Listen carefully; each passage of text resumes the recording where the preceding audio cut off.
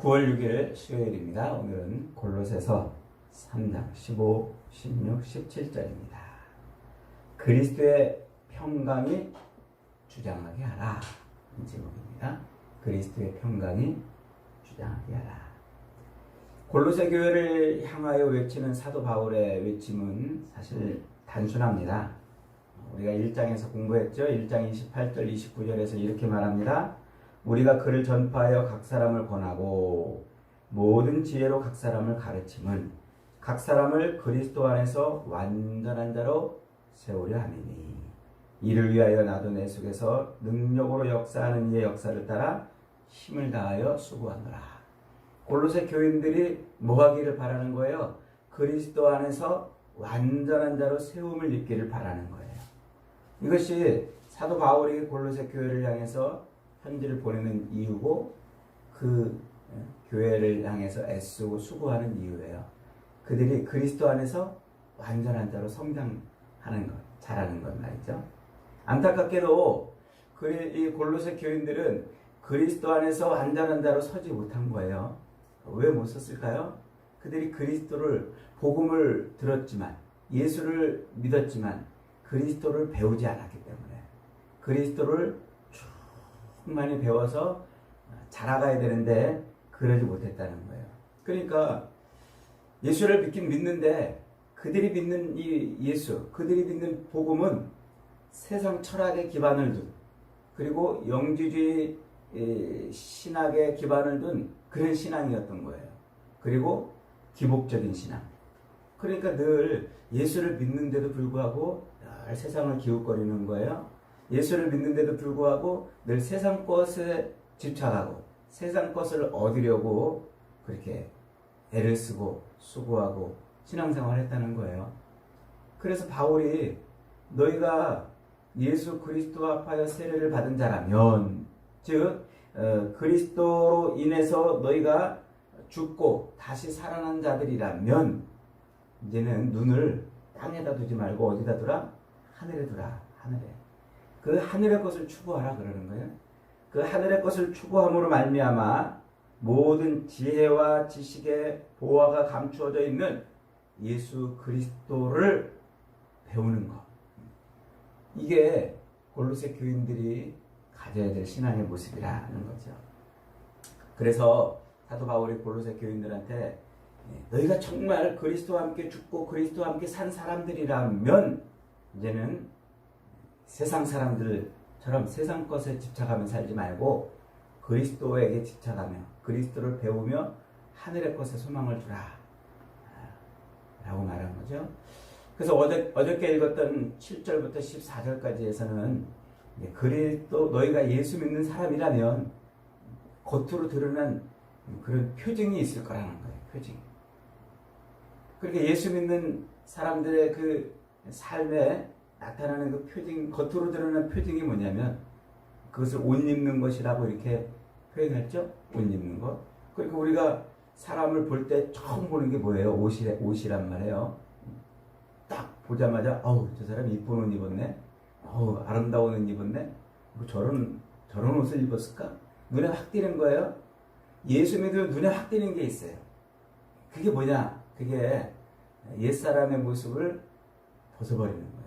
그리고 새 사람을 입는 거라고 이렇게 은유적으로 표현했다고 그랬죠. 그러니까 분내고 또 노여워하고 악의적으로 행하고 남을 비방하고 거짓말하고 부끄러운 말을 막 쏟아내는 그런 모습. 그걸 딱 보면은 저 사람은 말로는 예수를 믿는데 그 안에 예수가 없구나. 그렇게 알 수 있다고 그랬어요. 그러니까 겉으로는 예수를 믿는다고 그랬지만 실상 딱 보니까 늘 화내고 또 노여워하고 악의적인 말을 하고 비방하고 남을 또 부끄러운 말을 하고 또 거짓말하고 이런 거는 말로는 예수를 믿어도 실제 그 안에 예수가 없는 모습이라고 그랬어요. 그래서 진짜 너희가 그리스도를 옷 입었다면 어떤 증상이 나타나야 된다고요? 긍휼과 자비와 겸손과 온유와 오래 참음과 용서와 사랑이 나타난다. 그게 그 속에 그리스도가 있는 사람의 모습이라 이렇게 설명했다고 그랬어요. 오늘 우리가 읽은 이 15, 16, 17, 요 세 절은 그리스도와 함께 죽고 그리스도와 함께 다시 살아난 사람이라면 나타나는 증상. 두 번째 증상이에요. 첫 번째는 다른 사람들과의 관계 속에서 나타나는 증상이에요. 그래서 정말 그 속에 그리스도가 있다면, 정말 그가 그리스도로 옷 입고 있다면 긍휼과 자비와 겸손과 오래 참음과 온유와 용서와 사랑하는 삶을 사는 거예요. 두 번째는 뭐라고요?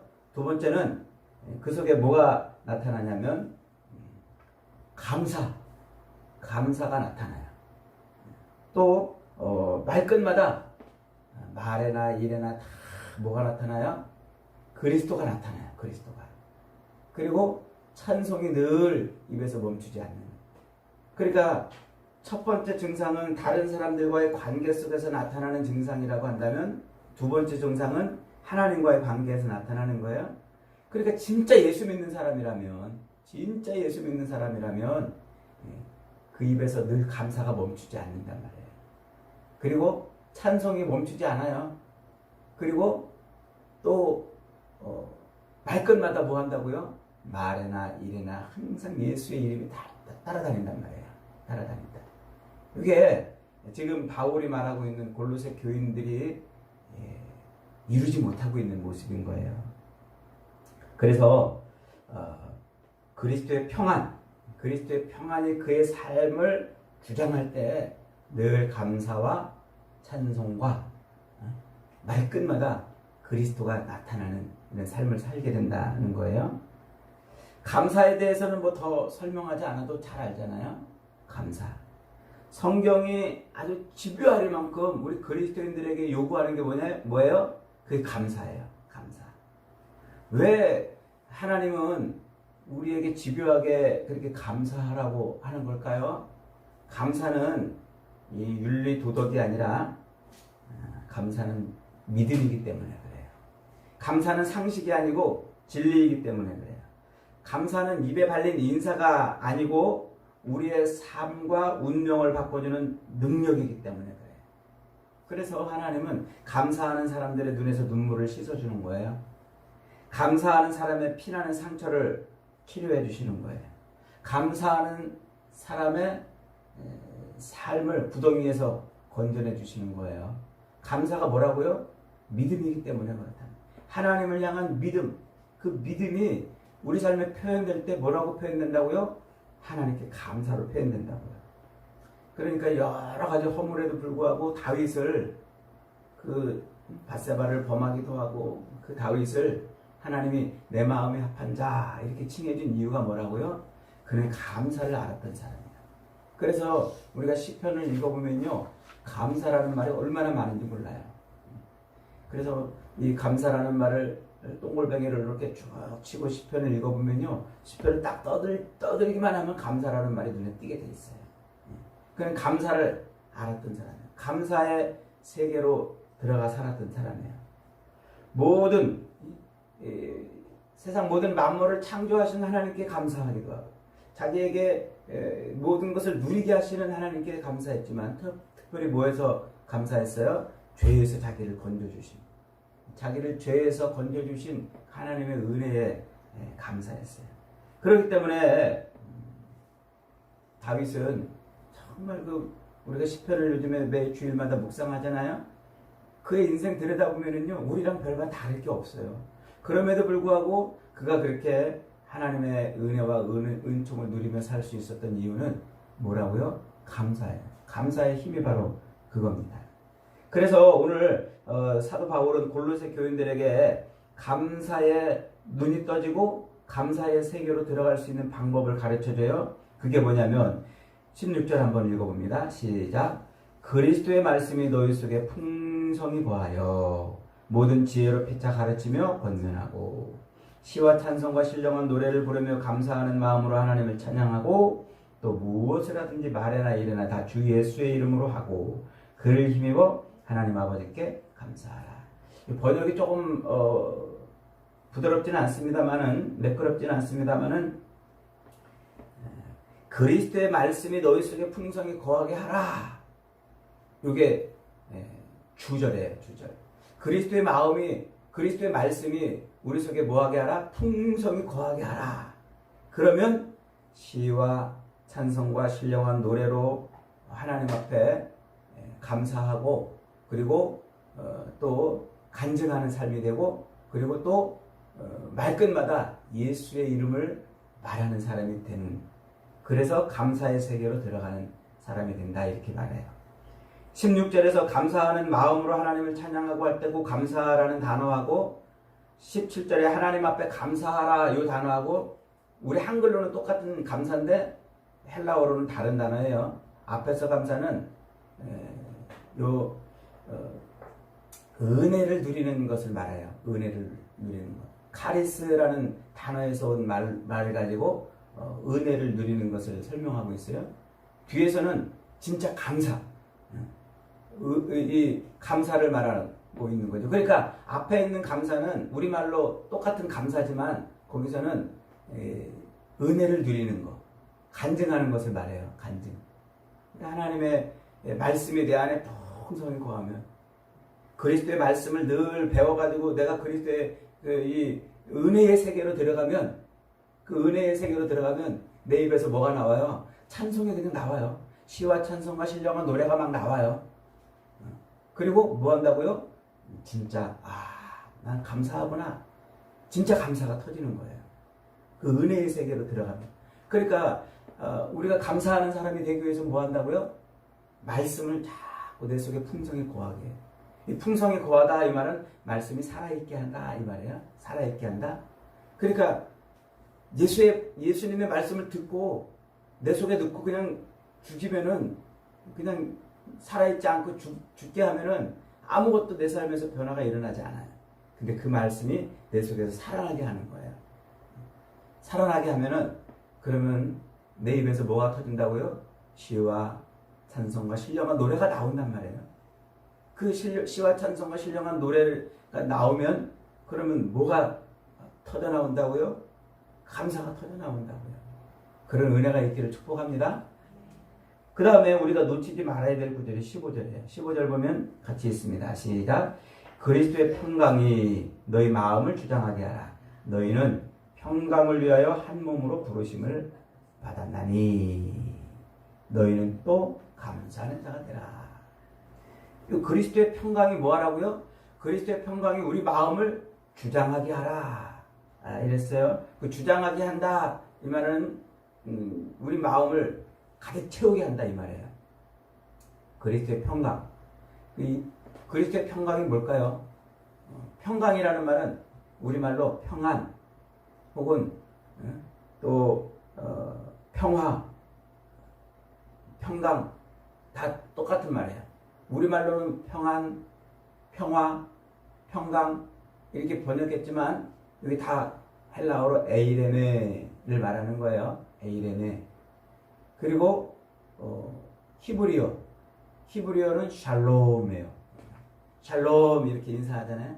그 평안하세요 이런 말이에요. 인사할 때. 그 샬롬이라는 말이 헬라어로 뭐라고 쓰이냐면 에이레네 이렇게 쓰여요. 이게 이제 사도 바울이 서신서를 보낼 때, 로마서를 보내거나 갈라디아서를 보내거나 에베소, 빌립보, 골로새를 보내거나 이 교회들한테 편지를 보낼 때 항상 맨 앞에 꼭 인사를 하는 인사말이 있어요. 그게 뭡니까? 우리 아버지 하나님으로부터 은혜와 평강이 너희에게 있을지어다. 그 말이 항상 다 있어요. 어떤 서신서를 떠들어봐도 우리 아버지 하나님으로부터 은혜와 평강이 너희에게 있을지어다. 이렇게 말해요. 이때 이 평강, 이 평안, 이 평화, 이게 무엇을 의미하냐면 에이레네라는 말이 탕자가 재산을 가지고 멀리 가서 탕진하다가 죽을 것 같으니까 다시 아버지에게로 돌아왔어요. 근데 아버지가 내 재산을 갖고 갔던 그놈이 돈을 다 쓰고서 이제 거지가 돼가지고 돌아왔는데 그놈을 내치지 않고 어떻게 했어요? 품어줬어요. 아버지가 그 아들을 꼭 껴안은 거예요. 요걸 에이레네 이렇게 말해요. 아버지 품속에 안겨 있는 상태. 그걸 뭐라고 그런다고요? 평안이라고 말해요. 히브리어로 샬롬이라는 말도 바로 그 말이에요. 하나님이 품고 있다, 이 말이에요. 그래서 우리가 샬롬하고 인사할 때 하나님이 당신을 품어주기를 바랍니다, 이럴 뜻이에요. 샬롬. 솔로몬이라는 말이 그 말이에요. 샬롬이라는 말에서 온 말이에요. 하나님이 품고 있는 자, 솔로몬. 예루살렘 이렇게 말하잖아요. 예루살렘이라는 말이 하나님이 품고 있는 성읍, 하나님이 품고 있는 도시, 이런 말이에요. 그러니까 샬롬이라는 말하고 에이렌이라는 말은 똑같은 말이에요. 뭐 하는 거예요? 아버지가 품고 있는 거, 하나님이 품고 있는 그런 상태. 그걸 뭐라고 부른다고요? 그걸 평강 혹은 평안이라고 이렇게 말한다고요. 지금 바울이 골로새 교인들을 향해서 야, 너희 마음에 아버지가 너희를 품고 있는 그 평안, 그 평강이 너희 마음에 가득 차게 하라, 지금 그렇게 말하고 있는 거예요. 진짜 우리에게 평강을 주시는 분, 그분이 누구시라고요? 그분이 그리스도라고요. 그래서 그리스도의 평강이 너희 마음을 주장하게 하라, 이게 그리스도의 평강이, 다른 평강이 아니라 그리스도의 평강. 그러니까 이 하나님이 우리를 품에 안는 이 평강은 어디로부터 오는 거예요? 그리스도에게서 오는 거예요. 다른 데서 오는 게 아니에요. 죄인인 우리들, 하나님하고 원수졌던 우리들, 둘로 나눠져 있던, 하나님하고 나눠져 있던 우리를 그리스도께서 십자가에 달려 죽으심으로 막힌 담을 헐어내사 우리로 하나님과 하나가 되게 했잖아요. 그래서 우리 인생에, 우리 인간에게 오는 진짜 평안은 누구로만 얻을 수 있는 거냐면 그리스도를 통해서만 얻어요. 다른 것을 통해서 얻는 게 아니에요. 이 골로새 교인들은 이 땅에서의 그 삶의 평안, 그 평강, 그것을 무엇으로 얻으려고 그랬다고요? 세상 것으로 얻으려고 했다고요. 땅의 것으로 돈을 많이 벌고 다른 사람하고 친하게 지내고 그러면 평안한 줄 알았다고요. 그들의 신앙이 그리스도에게 자라지 않으니까 세상 것 얻으면 평안한 줄 아는 거예요. 우리도 그렇잖아요. 우리도 세상 것 얻으면 그게 평안한. 그래서 우리 신앙도 골로새 교인들처럼 기복적인 신앙, 세상 것 얻으려고 하는 신앙, 그거 얻으면 평안이고 평강이고 그거 얻으면 형통한 인생인 것처럼 자꾸 그쪽으로 우리가 끌려간단 말이에요. 바울은 지금 그러지 말라는 거예요. 세상 것 얻어서 누리는 평안은 가짜 평안, 진짜 평안이 아니라 너희 마음에 그걸로 너희 마음이 채워지지 말고 뭘로 채워져라? 그리스도의 평강으로 채워져라. 그리스도께서 이뤄낸 그 평안, 그것으로 우리 마음을 주장하게 하라, 이렇게 말하고 있는 거예요. 그러니까 세상 사람들도 평안을 얘기하잖아요. 세상 사람들도 당신 평안하길 바랍니다, 평안이 있기를 원합니다, 그러잖아요. 근데 구약 성경에서 하나님이 선지자들을 보내가지고 이스라엘 백성들에게 아주 집요하게 외치는 게 뭐냐면 너희가 바라는 평안, 너희가 바라는 평강은 너희가 얻을 수 있는 게 아니다, 내가 주는 것이다. 그게 예레미야, 이사야, 많은 선지자들에게 집요하게 말씀하는 거예요. 그래서 예레미야 14장 13절에 이렇게 말해요. 이에 내가 말하되 슬프도소이다. 주 여호와여 보시옵소서. 선지자들이 그들에게 이르기를 너희가 칼을 보지 아니하겠고 기근은 너희에게 이르지 아니할 것이다. 내가 이곳에서 너희에게 확실한 평강을 주리라 하나이다. 예레미야가 지금 하나님 앞에 기도하면서 하나님 저 너무 슬퍼요. 너무 괴로워요. 지금 저 거짓 선지자들이 뭐라고 그러는지 아세요? 저것들이요 지금 우리 백성들한테 뭐라고 얘기하냐면 야 너희가 칼을 보지 않을 것이다. 너희 기근이 너희에게 미치지 않을 것이다. 내가 너희에게 평강을 줄 것이다. 하나님 저 거짓 선지자들이 지금 그렇게 백성들한테 외치고 다녀요. 외치고 자기가 마치 평강을 줄 것처럼 그렇게 외치고 다녀요. 하나님 슬픕니다. 이렇게 예레미야가 하나님 앞에 기도하는 거예요. 그러자 하나님께서 예레미야에게 뭐라고 말씀하셔요? 야, 그들이 말하는 그 평강 다 거짓 평안이야. 그들이 백성들에게 주겠다고 한 그런 평안은 다 거짓이야. 거기에 속지 말아라. 내가 주는 평강만이 진짜 평강이다. 그렇게 말해요. 예레미야 6장 14절에 보면 또 이런 말이 있어요. 그들이 내 백성의 상처를 가볍게 여기면서 말하기를 평강하다 평강하다 하나 평강이 없도다. 그러니까 하나님이 예레미야에게 뭐라고 말씀하시냐면, 야 예레미야, 눈을 좀 떠가지고 잘 똑똑히 봐봐. 저 거짓 선지자들이 지금 뭐라고 그러냐면은, 내 백성을 향해서 그들의 상처를 가볍게 여기면서 너희가 평안할 것이다, 너희가 평안할 것이다, 지금 그러고 있지만 저게 다 거짓이라는 거예요. 지금. 그 평안을 하나님이 안 주시기 때문에 아무리 거짓 선지자들이 백성들한테 평안할 것이다, 평안할 것이다 얘기해도 그건 다 가짜라는 말이에요. 그러니까 오늘날, 쉽게 말하면 오늘날 이 거짓 복음으로 많은 성도들한테 헌금 많이 하면 평안이 임할 것입니다. 믿음 생활 잘하면 평안이 임할 것입니다. 이렇게 말하는 것들은 다 뭐라고요? 다 그 거짓이란 말이에요. 거짓. 그런 평안을 외치는 사람들이 얼마나 많습니까? 그래서 사람들이 다 거기에 혹해가지고 질병도 낫고 바라고 원하는 것들이 이루어지는 그런 것을 얻으려고 알라딘의 요술 램프를 문지르는 것처럼 그런 신앙생활을 하게 한단 말이에요. 바울이 말하고 있는 평안은 그런 평안이 아니라 누구의 평안? 그리스도의 평안. 그리스도. 사도 바울이요, 예수님에 대해서 항상 그 앞에다가 예수 그리스도 혹은 그리스도 예수, 그리스도를 갖다 붙여요. 꼭 그리스도를 설명할 때, 예수님을 설명할 때 그리스도를 갖다 붙여요.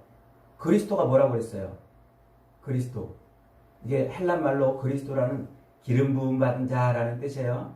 자, 히브리 말로 메시아라는 말이에요. 메시아라는 말하고 그리스도라는 말하고 같이 똑같이 기름 부음을 받은 자라는 말이에요. 구원자라는 뜻이에요. 구원자.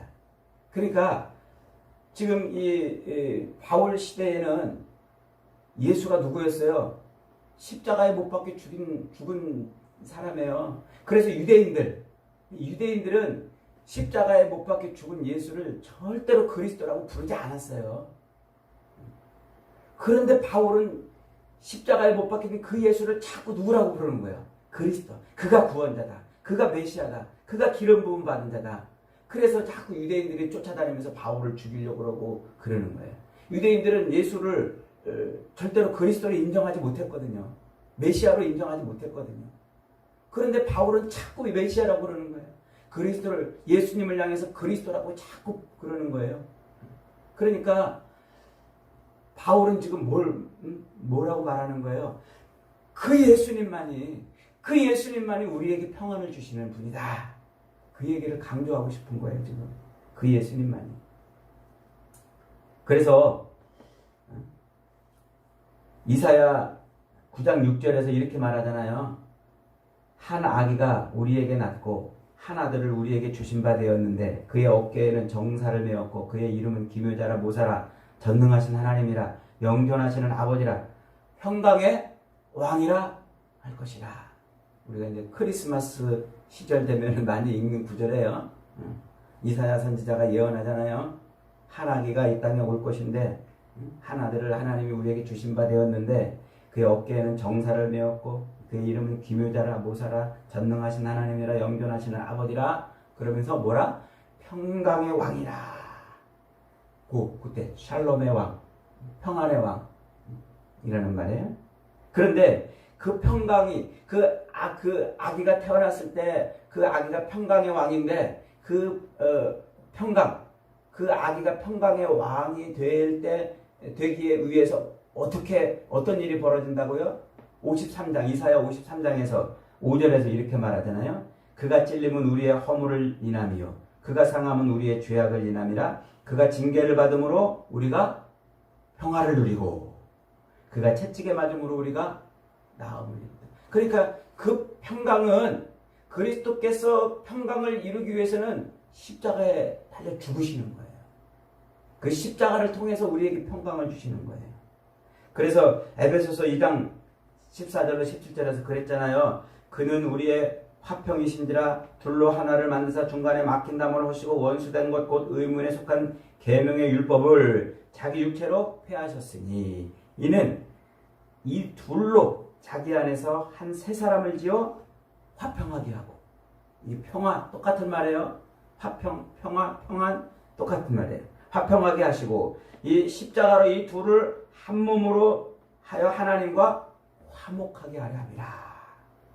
원수된 것을 십자가로 소멸하시고 또 오셔서 먼 데 있는 너희에게 평안을 전하고, 예수 그리스도께서 십자가에 달려 죽으신 그것으로 말미암아 하나님과 원수되었던 우리를 화평하게 하고, 그리고 세상에 살아갈 때 우리에게 평안을 얻게 하신단 말이에요. 뭐가? 그리스도의 평안이, 그리스도의 그 십자가 죽으심이. 그래서 우리 인생의 평안은 다른 데서 얻을 수 있는 것이 아니라 유일하게 그리스도의 십자가를 통해서만 얻는다고 지금 말하고 있는 겁니다. 그 바울이 말하고 있는 그리스도의 평강이 바로 지금 그거예요. 그래서 예수님이 이 땅에 오셔서 십자가를 짊어지시잖아요.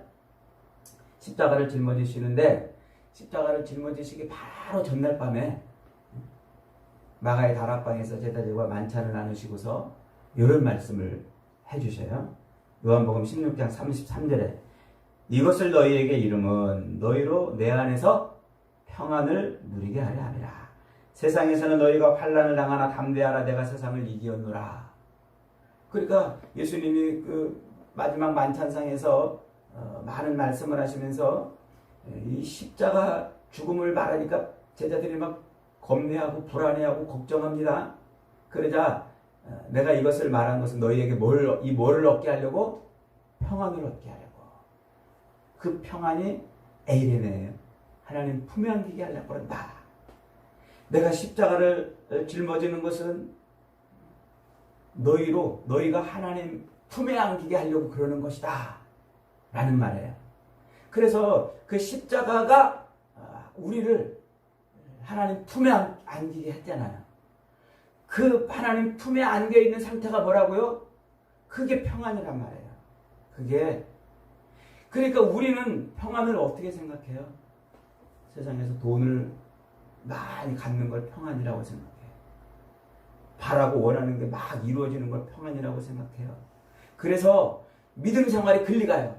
하나님을 이런 돈을 얻고 세상에서 성공하고 출세하는 이런 것을 얻게 해주는 분으로 그렇게 여기고, 그거 달라고 하나님 앞에 기도하고 매달리고 그렇게 신앙생활을. 이게 지금 골로새 교인들이 빠져있는 영지주의 신앙이고 기복신앙이고, 이게 세속 철학에 근거한 신앙이라는 거예요.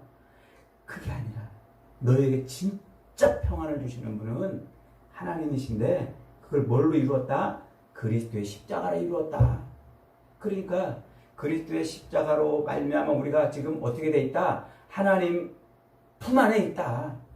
그게 평안이라는 거예요. 하나님 품에 있는데 뭘 걱정하냐는 거예요. 돈 좀 없으면 어때? 네가 바라고 원하는 게 안 이루어지면 좀 어때? 너는 하나님 품 안에 있다는 거예요. 그 그리스도의 평안, 하나님 품 안에 우리를 안기게 하신 그 그리스도의 평안이 너희 마음에 가득하게 해라. 그러면 염려와 근심과 걱정과 불안과 초조와 두려움의 세상을 이기며 살 수 있다는 거예요. 엉뚱한 신앙생활 하지 않고 그렇게 살 수 있다는 겁니다. 여러분, 지금 여러분의 마음속을 주장하고 있는 평안은 뭡니까? 무엇이 마음속에 그렇게 여러분 마음속을 주장하고 있습니까? 세상 것 얻어야 평안하고, 저걸 이루어야 편안하고, 이런 게 있습니까? 바울은 지금 그걸 빼내고 우리 마음속에 그리스도의 평안, 십자가에서 하나님과 원수된 우리를 화목하게 하사 하나님 품에 안기게 하신 바로 그 평안이 우리 안에 가득하기를 바라라는 거예요. 여러분, 하나님이 저와 여러분을 품에 안고 계심을 믿으시기 바랍니다. 걱정하지 마세요. 염려하지 마시고 두려워하지 마세요. 내가 바라고 원하는 것, 세상 사람들이 얻으려고 몸부림치는 것 좀 못 얻으면 어때요? 그것 때문에 걱정하지 말고 두려워하지 말고 불안해하지 말아라. 오히려 하나님의 말씀이 우리 안에 가득하게 하면 입에서 뭐가 나온다고요? 찬송과 감사가 터져나온다. 그리스도의 평강이 우리 마음을 주장하게 하는 그런 믿음의 삶을 사셔서 오늘도 빼앗긴 찬송을 다시 되찾아서 찬송하고 잃어버린 감사를 되찾아서 감사하며 사는 저와 여러분 되시기를 주님의 이름으로 축복합니다. 아멘.